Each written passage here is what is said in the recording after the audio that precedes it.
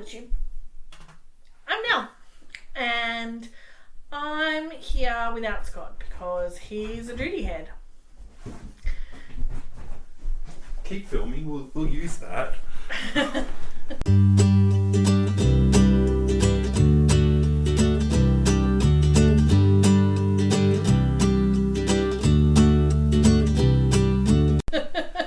Now, I'm here. I think you just called me a duty head, didn't you? Yeah, I think that's where we're up to. All right. Have you introduced us and said hello? Well, I've introduced myself, but who are you? I'm Scott. I'm the duty head of the channel. Scott. Okay. We're Gunpowder, Fiction.and.plot, and thanks for joining us. If you're new here, welcome, and thank you for your support. Make sure you subscribe because we're awesome, and ring the bell so you can get a notification every time we put a new video out, which is a lot because we can't stop talking. Yeah. It's basically the only way we have a relationship. That's it. If you're not seeing us talking to each other, then we're actually at separate corners of the house ignoring each other. Yeah.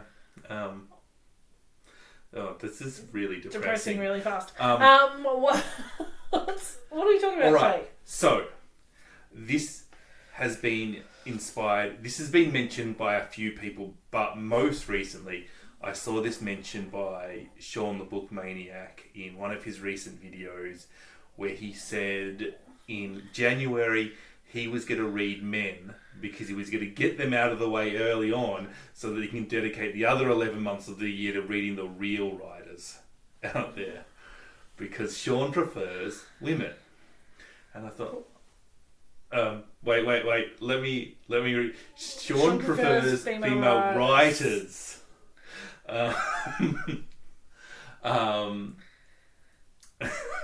Sorry. Anyway, it got me wondering. I had this gut feeling that he might have a point, and I thought, why would I think that? Well, and then I thought, I wonder if authors of colour were better as well, and I wonder if gay authors were better. And what do you think? Do you think, though, that authors from... I think that people with difficult lives and more life experience potentially have more to draw on when writing, and I guess that means that the more privileged you are, the more boring you're likely to be. Not necessarily the more boring you are, but the more boring you're likely to be. I also think that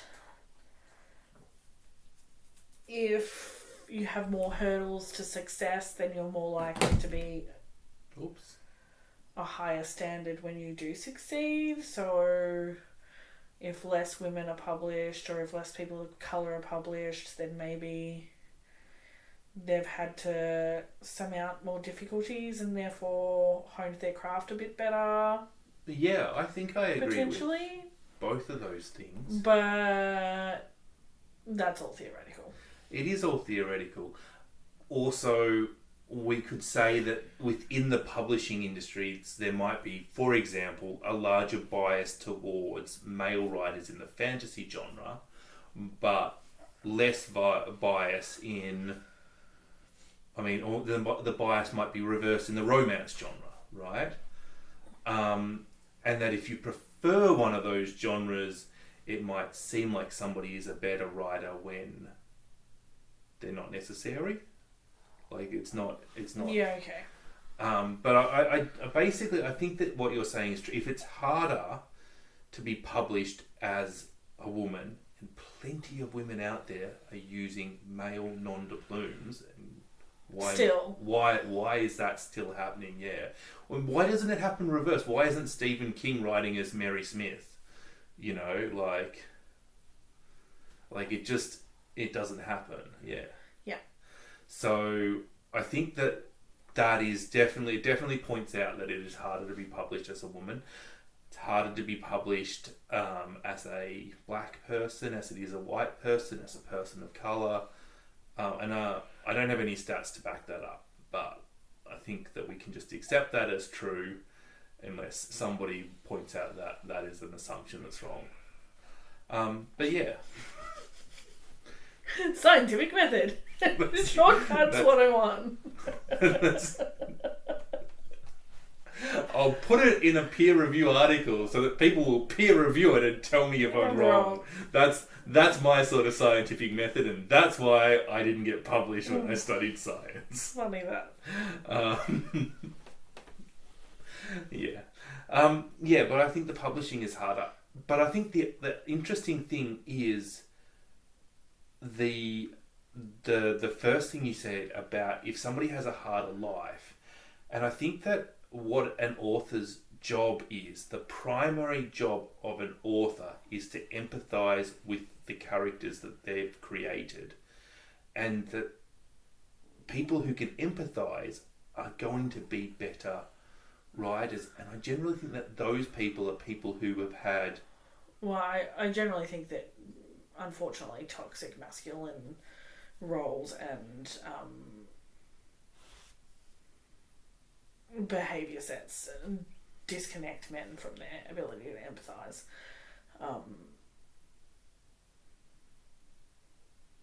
And they're just not as good at it, which is unfortunate for our society as a whole. Yeah. But, so I can definitely see why men would be bad. Like, why that is the discussion that keeps coming up is not that women are better, it's that men are bad. And I think particularly empathising with a non-male perspective, there's endless examples on the internet of men writing women where they boob tittily, yeah. Yes. The most important feature is how pretty they are. That's the personality of the woman. Yes. Yeah. She's the way a 9. that her tits move. Yeah. I wonder if I've never seen an example. I've never been reading a book by a woman and gone, geez, the men in this are really crap, Well, I suspect because women just write men as if they're people. Yeah. I don't know. Well, anyway, so what I did, this is an interesting conversation, but I actually have an answer for this, because what I did was I went through my Goodreads and I did some statistics.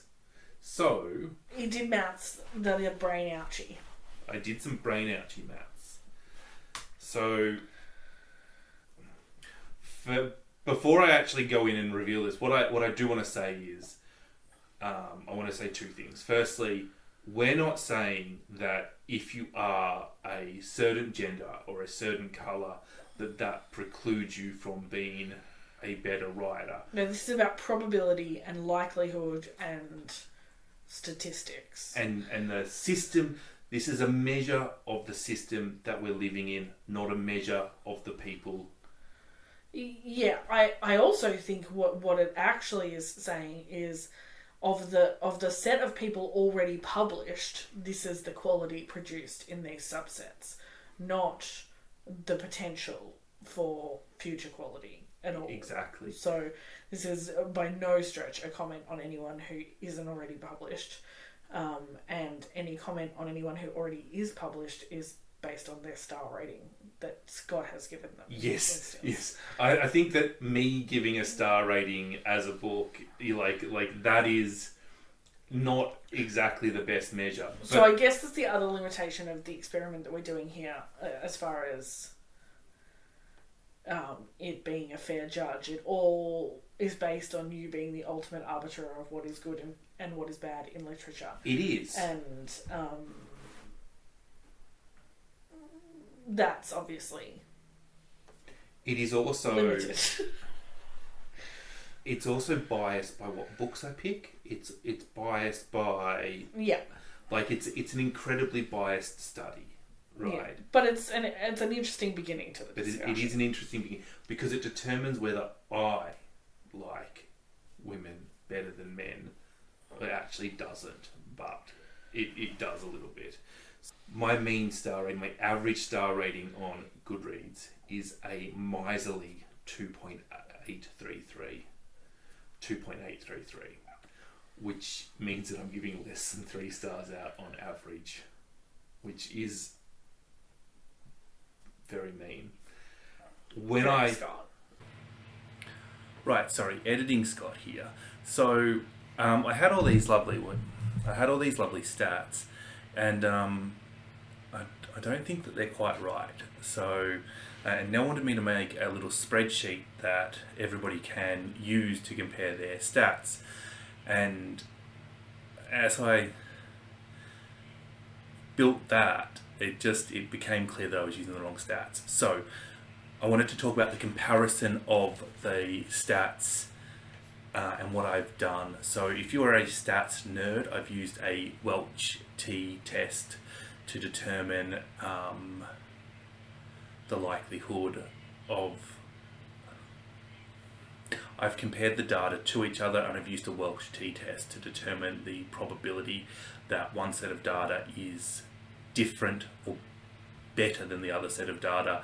And so what we would be expecting here is that if there is no bias, if men and women are equally talented and I like them equally, we should be getting the probability that women are 50% likely to be better than men.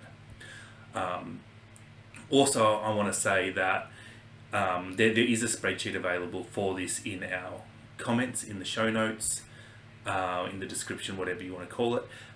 It'll do, you just have to plug in how many books you gave 5 stars to and so on and so forth, and it'll work it out for you. If you want to compare men to women, you want to compare fantasy to sci-fi, or you want to compare books with blue covers to books with red covers, whatever you want to do, you just have to figure out how many of those books you gave 5, 4, 3, 2, 1, 2, or whatever your star rating is. You can put whatever star rating you have in. It doesn't have to be out 5, whatever you want to do. Anyway, so my stats for comparing women to men, for books written by women versus books written by men, gives us a mean of 3.11 for women and 2.71 for men. So that's the average star rating for these. So women on average are getting 0.4 stars per book more than men. And when I put that into my probability calculator, that gives us 91%. Now, I want to say that this is my data, and there's biases in this data. For example, if I've decided to read multiple books of an author I didn't like, that's going to skew it in one direction. If I've decided to read a series of books by an author that I did like, that's going to skew it in the other direction. Like, there's a lot here. This is not exactly the most... This is not unskewed data. There's biases in the data. So, but we're coming up with a 91% chance that I prefer female authors to male authors. So I think that that's pretty conclusive to say that I like women more. If I were to double the number of books I read and keep these stats, the probability then actually goes to 99%. So somebody who has read more books than me and wants to go through this might be able to be quite definitive on whether they like male or female writers more. And just to sort of emphasize how important that large sample size is, when I compare non-binary authors, I have read 3 books by non-binary authors, all of which are 5-star reads. And when I compare that to the average of 2.7 for men, there's only a 74% chance that I enjoy non-binary authors more. And that is really essentially, I would call that rubbish data, because at 3 people, it's completely unreliable. You would want to put in a lot more than 3. 3 5 stars is a great start for non-binary authors, but I think for this sort of thing, you probably want between 30 and 50 books to have a good sample size. And when I compare non-binary to female, again, it is a 61% chance that I prefer non-binary authors, which is pretty close to 50-50 there. So pretty close to 50-50, considering just how much larger just how large the gap is. When I compare white to people of colour, the gap is actually bigger than male versus female, but the percentage is actually slightly less. So white people, I give an average star rating of 2.76, and people of colour 3.31, and that gives me a 89% chance that I like people of colour more than white people. Essentially, the reason for that might seem counterintuitive to some of you, but the reason is, again, that I have read more books by female authors than I have read by people of colour. But again, this is pretty conclusive data as far as I can see, that people of colour are actually better authors, in my opinion, even with the caveat that this data is quite biased. Maybe I am better at picking authors of colour than I am at picking white authors. Like this is something like that could be the conclusion that you draw from this, but this is the data that we have, and there are conclusions we can draw to the data, of which only one is that people of colour are better authors than white, but it is by far the most probable one, I believe. When I compare white authors to black authors, again, this is pointing out the sample size is important, because black authors are even better than people of colour, and according to the average, they get 3.47 on my star ratings, but the percentage is now dropping down to 86%. And then when I compare black authors to people of colour, 3.47 to 3.11 is the means, and that is a 59% likelihood that I prefer black to people of colour. So we can see that black to people of colour, that's pretty much within the realms of what I would, if they were equal, we would expect there to be some sort of variation there. I think anything under 60% and around the 60% mark, I think that's about noise. The last one I did was comparing straight to queer. I found this one particularly hard because finding out the sexuality of an author is quite troublesome, quite hard, especially as some authors don't want you to know. I've read a lot of classics, a lot of people, hide their sexuality.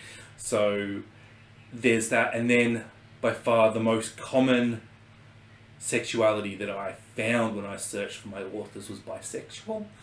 And that made me believe that there was a whole lot more bisexual authors that were passing as straight, and just, I think in a world where it is clearly easier to be straight than it is to be queer, if you're bisexual and you pick to pass as straight, then that's like, I understand those choices. I think that happens more often than people realise, and I do, I know there are some booktubers, I know there are multiple booktubers we watch who are bisexual, who could pass as straight, who are out as bisexual, and I think that is a wonderful thing.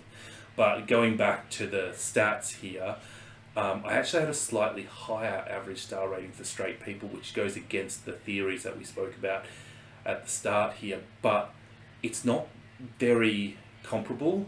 It's not very large. It's only by 0.1 stars, and it means that on the stats that straight people are 59% more likely to be better than queer people. I think that's within the realms of statistical noise, and I also think that especially it's much easier to determine somebody's colour of skin than there is their sexuality. It's much easier to determine somebody's gender than it is their sexuality. And if you were to take 30% of the women and throw them in with the men, and 30% of the men and throw them in with the women, or whatever, then that is going to completely skew your data back towards that 50-50 thing. And essentially that's what we have done here. So, from the data we could, if either one of those subsets, straight or queer, were better authors, it's going to be damped towards that 50-50. So I think that is really inconclusive. if I were to take out all the people I was unsure about, that would be a way of getting rid of that. But that would... How do you confirm Mark Twain's heterosexuality and not him being bisexual? Like, it's really like, how do you confirm heterosexuality? It's impossible to really do that. You take an author's word for it, but so many people have said that they're heterosexual when they're not. So I just think that this particular experiment for straight versus queer doesn't work because of the possibility of passing, because of